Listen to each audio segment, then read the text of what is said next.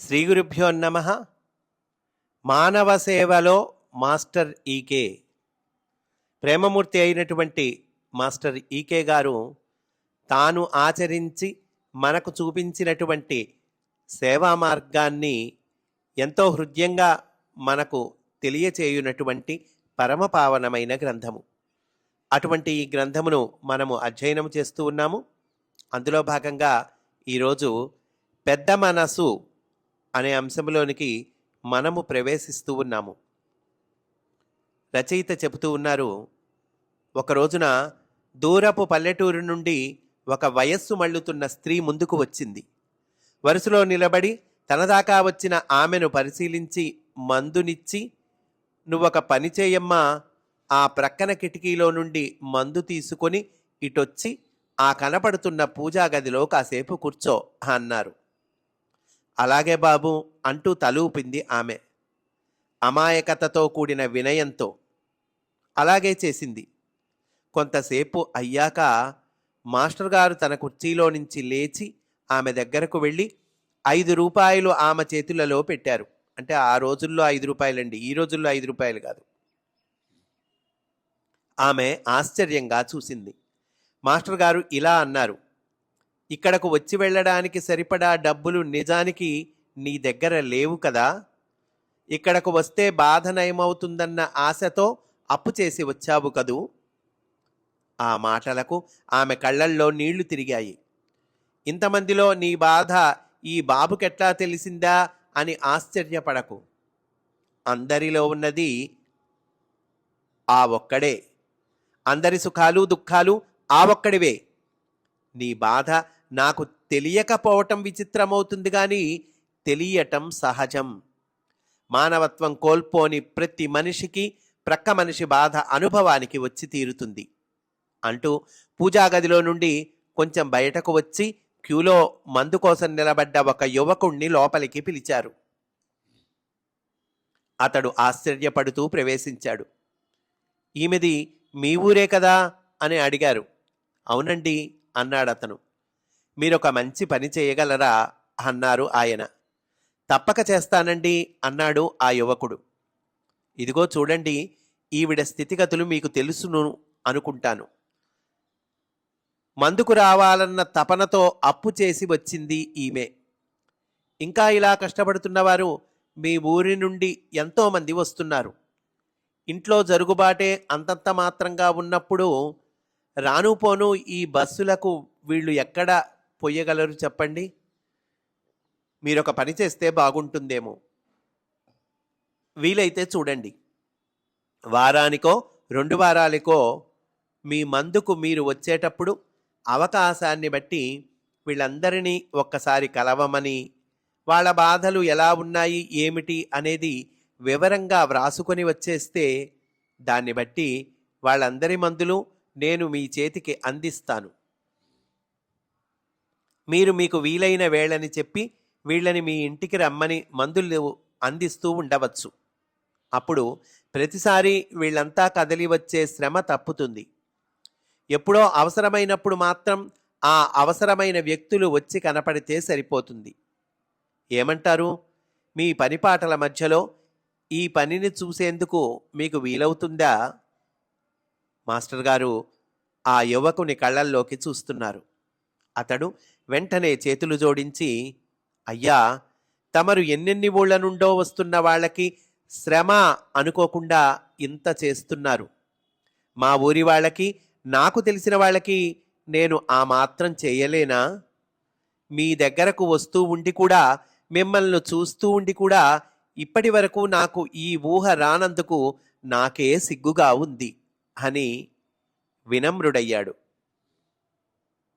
సంతోషం, మీలో ఆ మంచితనాన్ని చూసే పిలిచి నేనుగా మీకు ఆ పనిని అప్పగించాను. సిద్ధంగా లేనివారు ఎంత దగ్గరగా తిరుగుతున్నా వారి పని నేను చేస్తాను తప్ప వారికి ఏ పనిని అప్పచెప్పను. అవతలి వ్యక్తి సిద్ధపడకుండా అప్పచెప్పటం జీవహింస కదా. ఏమంటారు? చూడండమ్మా, ఇకపైన మీరు ఈ బాబు ద్వారా నాకు వర్తమానం పంపవచ్చు. నేను వస్తాను, బయట ఎదురు చూస్తుంటాను అంటూ ఆయన బయటకు నడిచారు. ఆమె యువకుని వైపు చూస్తూ, ఈయన కేవలం డాక్టర్ బాబు కాదు బాబు, కష్టసుఖాలెరిగిన దేవుడు.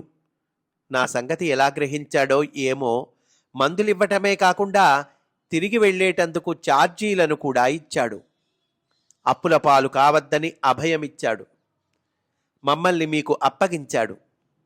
బాబుది పెద్ద మనస్సు అంది. ఈ విధమైన సన్నివేశాలు జరగటం తరచు. మాస్టర్ గారు ఈ సన్నివేశాల్లో సేవాభావాన్ని వ్యక్తులలో అంకురింపచేయటం ఎలాగో చూపుతూ ఉండేవారు. సేవ నుండే సేవ పుట్టుకు వస్తుంది. సేవకుడి నుండే సేవకుడు పుడతాడు. వెలుగుతున్న ఒక ప్రమిద నుండి సిద్ధపడిన మరిన్ని ప్రమిదలు వెలిగించబడినట్టు అన్న ఉపదేశం ఈ సన్నివేశాల నుండి అందుతూ ఉంటుంది సహచరులకు అంటూ తర్వాతి అంశంలోకి మనల్ని తీసుకువెళ్తూ ఉన్నారండి. చురకల వైద్యం. ఒకరోజు ఉదయం డిస్పెన్సరీ జరుగుతోంది. రోగార్తులు వరుసలో నిలబడి మందులు తీసుకుంటున్నారు. స్కూటర్ మీద నుంచి దిగిన అతను ఉద్యోగి కాబోలు టక్ చేసుకుని ఉన్నాడు. బోట్లతో టకాటకా నడుస్తూ వరుసలను త్రోసుకుంటూ వస్తున్నాడు. ఎవరో అన్నారు, ఇక్కడ వరుసలో ఉండాలి బాబు అని. అతను అలక్ష్యంగా చూశాడు.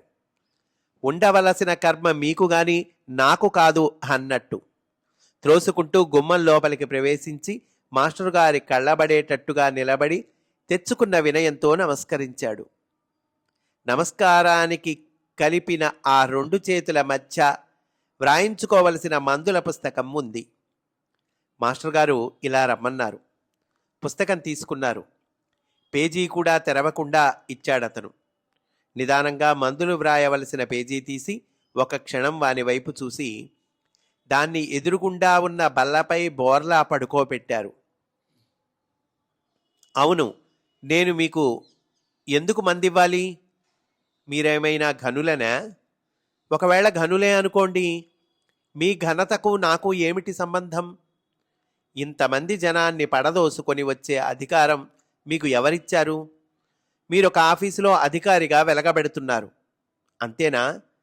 ఇక్కడే నా ఇంటి ముందున్న నా వాళ్లనే ఇంతగా పీడించారంటే మీ దగ్గరకు పనుండి వచ్చిన వాళ్ళని మీరు ఎంతగా పీడించగలరో నేను ఊహించగలను అంటూ సూటిగా ఉద్యోగి కళ్ళలోకి చూశారు. అతనికి చిరుచెమటలు పోశాయి. మాస్టర్ గారి వైపు అతడు విస్తుబోయి చూస్తున్నాడు. మాటలు పడటం అతనికి ఇష్టం లేదు. తప్పు ఒప్పుకోవటానికి కష్టంగా ఉంది. ఆయన వేసే చురకలకి తట్టుకోలేకపోతున్నాడు. ఇన్నాళ్ల తన సంస్కారాలన్నిటినీ దహించి వేస్తున్నాయి అవి. మాస్టర్ గారు అతనిని గమనిస్తూ ఇలా కొనసాగించారు. అధికారం అనేది ఒకళ్ళకి సహకరించటానికే గాని ఒకళ్ళ మీద అడ్వాంటేజ్ తీసుకొని ఎక్కిపోవటానికి కాదు మిస్టర్. అధికారాన్ని హోదాగా భావించేవాడు ఇదిగో మీలాగే రాక్షసుడిలా ప్రవర్తిస్తాడు.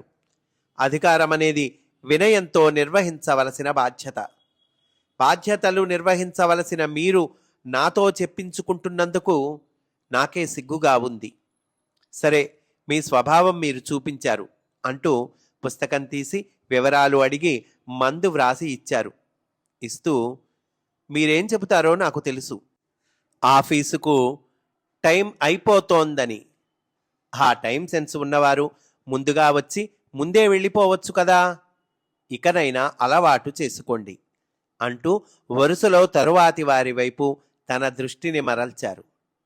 మర్నాటి ఉదయం మాస్టర్ గారు కుర్చీ దగ్గరకు వచ్చేటప్పటికి నిన్నటి ఉద్యోగి వరుసలో మొదట నిలబడి ఉన్నాడు.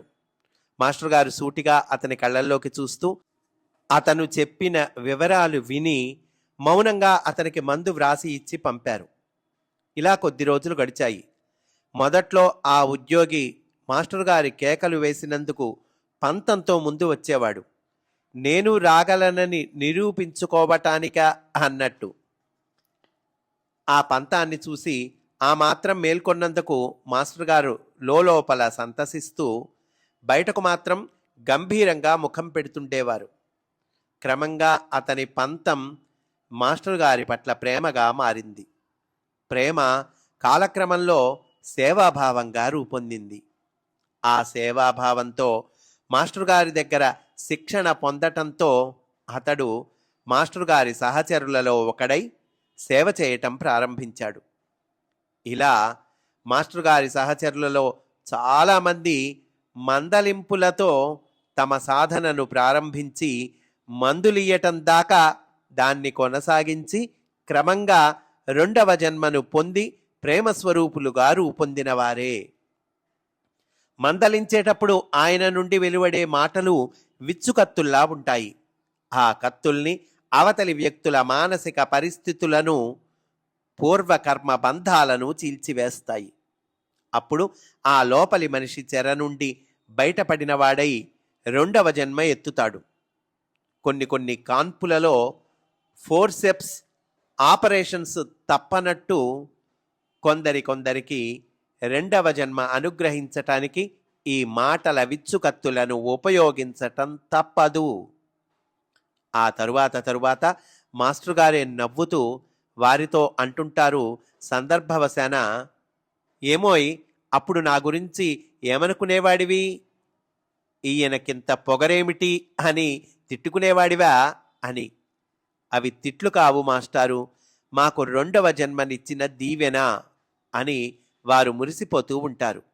నిజానికి అది తిట్టటం కాదు, తట్టడం.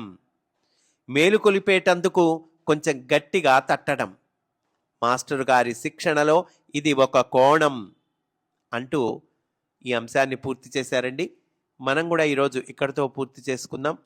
తర్వాత ఎపిసోడ్లో చేసుకున్న వారికి చేసుకున్నంత అనే అంశంలోనికి మనము ప్రవేశిస్తాము అని సవినయముగా మనవి చేసుకుంటూ స్వస్తి. వాసుదేవ.